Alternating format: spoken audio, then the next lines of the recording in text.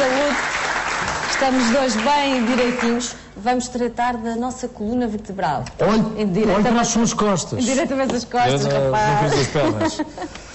Olha a corcunda. Estou a ver lá. Não ganhos uma escoliose.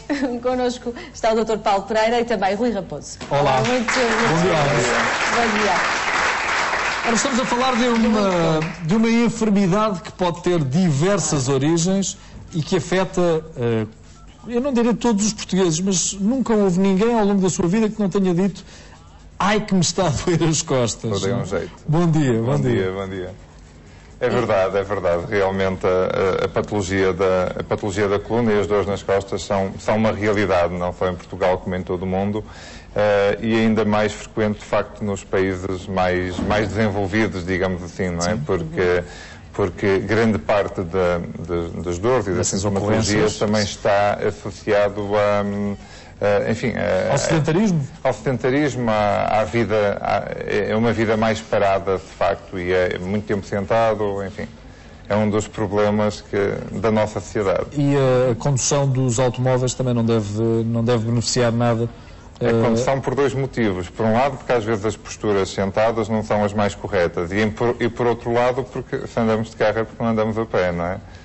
São esses os dois motivos principais. Daí a campanha. É esta uma semana dedicada, então, a cautelar estas doenças, que são várias, não é? Estamos a falar de várias patologias.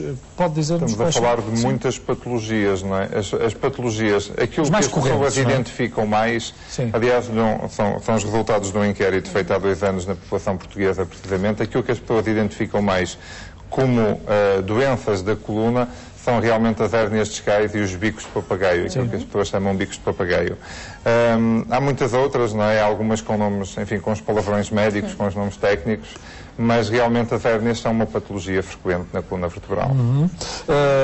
Estamos a falar, por exemplo, eu tinha aqui uma série de referências, mas houve uma que me chamou a atenção, porque há muito que ouço falar de hérnias discais e muitas vezes nós ficamos apenas com uma designação e não sabemos exatamente do que é que se trata. Com o termo, não é? Cada vez mais existem doentes que se queixam de estar a passar por esta dificuldade. O que é que sucede no nosso corpo para que nós tenhamos uma hérnia discal? Uma hérnia discal, no fundo, é uma ruptura do disco intervertebral. O disco é uma espécie de... Nós temos degraus na nossa coluna, não é? Exatamente, temos uma série de vértebras e entre cada duas temos uma parte mole, temos um cilindro, não é? Como se fosse um pneu, digamos assim, não é? Um cilindro que permite amortecer os movimentos e que permite que haja precisamente um movimento entre as vértebras. Isso é que é um disco. E um disco, tal como um pneu... Digamos que, sendo isto uma vértebra, que outra. Exatamente. Há aqui no espaço uma esponja, Exatamente, não é? Há uma espécie de uma esponja, como se fosse um cilindro de esponja, entre as duas vértebras. Então o que é que sucede a esse cilindro? E o que acontece nesse cilindro é que o cilindro não é uma esponja propriamente dita, não é? Portanto, a parte de fora é diferente da parte de dentro. Por fora temos como se fossem fibras elásticas, como o tal pneu de que eu falava, e dentro temos um conteúdo mais líquido, mais gelatinoso. Sim. E a hérnia de disco é precisamente uma ruptura dessas fibras elásticas e uma exteriorização do material que está lá dentro. Portanto, esse líquido sai dessa não bolachinha. É um líquido, mas enfim, é uma substância mais aquosa, se quisermos. Mais gelatinosa. Mais gelatinosa. Isso acontece de forma gradual? Habitualmente as rupturas do ânulus, da parte externa do disco, são progressivas. Vão acontecendo ao longo da vida até que, enfim, há a gota d'água que faz transbordar o copo, não é? Há uma altura qualquer em que já quase não há fibras e há a exteriorização desse material. E normalmente é a dor que leva o doente ao médico. Exatamente. Porque até lá não se percebe que algo está mal. E bem, não é? E bem, porque de uma maneira geral, o desgaste dos discos intervertebrais é uma inevitabilidade, toda a gente tem, não é? Pelo envelhecimento, não é? Exato, pelo desgaste propriamente dito. Mas podemos retardar o surgimento dessas... Podemos retardar-se de alguma... É evidente que há componentes que são componentes genéticos e hereditários, sobre os quais não temos influência. Mas o nosso estilo de vida tem muito a ver com o que vamos sentir e com a probabilidade de desgaste. E quanto menos esforço errado, digamos assim, tivermos sobre estes discos, mais vamos preservar estas estruturas. E aí está, por exemplo, o papel dos músculos, do exercício, do reforço muscular. os músculos são estabilizadores da nossa coluna, não é? É por isso que eles servem, não é? Exatamente, tal como temos uma tenda, tal como quando temos uma tenda, e se tivermos a tenda com as cordas, com as espias esticadas, ela é mais resistente. Claro. E os músculos são, de facto, esse nosso sistema de suporte. Essa garantia, não é? Exatamente. O que é que sucedeu consigo? Não foi com certeza por causa do peso da idade, porque o Rui ainda é jovem, não é? Ainda é novo. Tem 37 anos. Mas há alguns anos para cá, sim, vinha sofrendo consecutivamente de dores nas costas. As crises cada vez foram-se acentuando mais. Eu acho que é importante também acrescentarmos que houve no seu historial um acidente de aviação. Sim, um acidente de aviação que ao qual eu sempre atribuí como causa do início desta patologia. E é? Eu creio que sim, porque desde os 19 anos que sofria, tinha crises esporádicas, uma vez por ano, 2 vezes por ano. Nos últimos anos comecei a ter cada vez mais crises e as crises eram cada vez mais graves. Como é que era o seu estilo de vida? Porque aí também é o mesmo, eu não mudei nada no meu estilo de vida, infelizmente. Mas como é que... A minha profissão obriga-me a conduzir sentado, a conduzir imensas horas. Não pratico desporto, é uma verdade. Não pratico desporto. Tudo aquilo que o Dr. Paulo estava a dizer não faço, é verdade. E daí também, se calhar, o agravamento desta minha sintomatologia. Até quando, ou melhor dizendo, em que idade é que atingiu o limite do suportável? Quando tinha 34, 35 anos, foi há 2 anos atrás, 2008 foi um ano complicadíssimo para mim, porque tive muitas crises consecutivas, uma das quais... de incapacidade total? Incapacidade total nunca cheguei, mas ficava tipo uma semana quase sem poder mexer, com dores muito graves e com, uma qualidade de vida reduzidíssima. E lembro-me que houve uma altura que disse que a mim mesmo tinha que ir ao médico. Consultei um colega do Dr. Paulo, em Lisboa, e que me disse, após fazer exames de diagnóstico, que me disse que eu tinha que ser operado. Rui, o que é que fazia quando lhe surgiam essas crises? Não na fase aguda, não em 2008, mas até chegar a 2008. O que creio que toda a gente faz. Passa publicidade, tomavam Voltaren. Um Relmozinho já dava, um Voltaren. Relaxava e passava, não é? Muitas vezes não relaxava, nem isso era suficiente.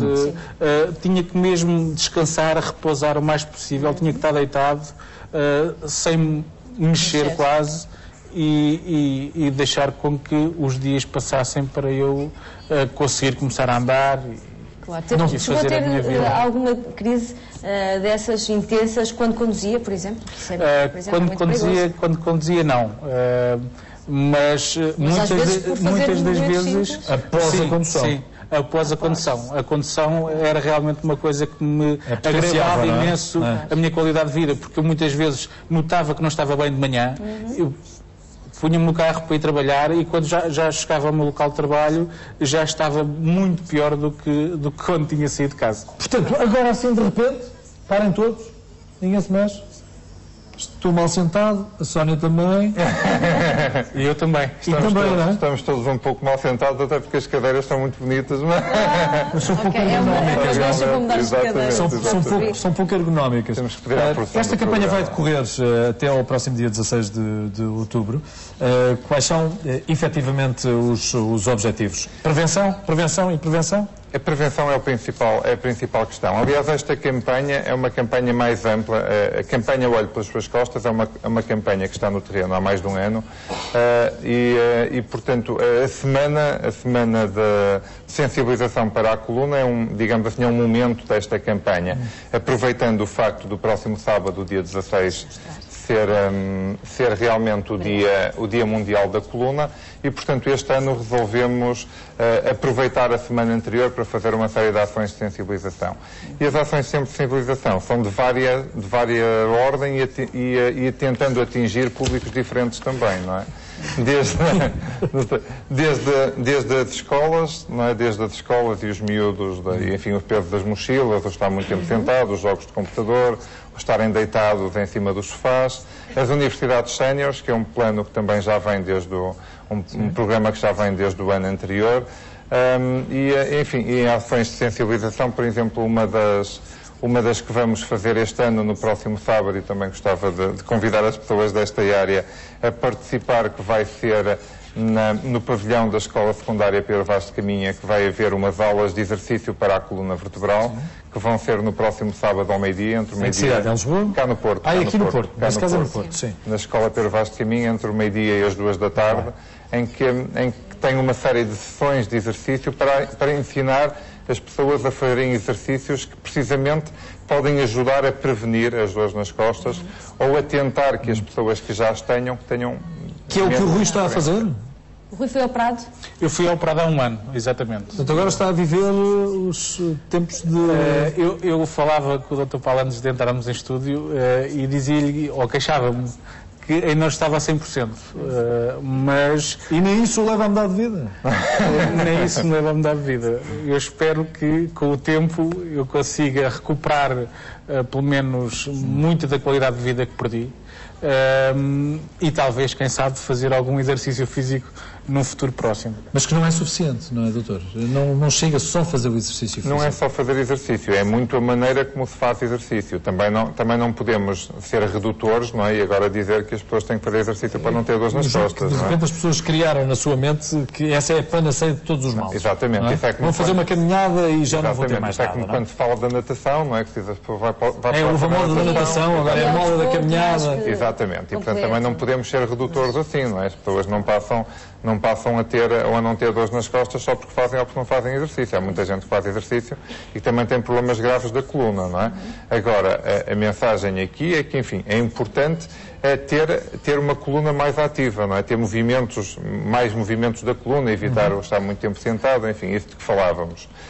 Agora, mas há outros comportamentos de risco. Não? Exatamente. O exercício é simplesmente, enfim, uma parte deste... Excesso de peso. O excesso de peso é um problema importante, o tabaco também. O tabaco altera a nutrição dos discos intervertebrais. Enfim, as posturas que temos na nossa atividade profissional, os saltos muito altos nas senhoras, nomeadamente os saltos finos que provocam mau apoio do pé. Enfim, há muitas coisas que contribuem para isto e depois, claro, também os acidentes de que o Rui falava e o componente... Podem ser traumáticos para o nosso componente genético, não é? Há famílias em que toda a gente sofre de dores nas costas e há famílias em que este problema é um problema pouco frequente. Nós temos ideia de que os encarregados de educação estão mais conscientes quanto ao uso das mochilas nas suas crianças. Penso que estão mais conscientes, há muito mais crianças a andar com aqueles famosos trollers, não é? Exatamente. São muitos os riscos que as crianças assumem se carregarem mochilas.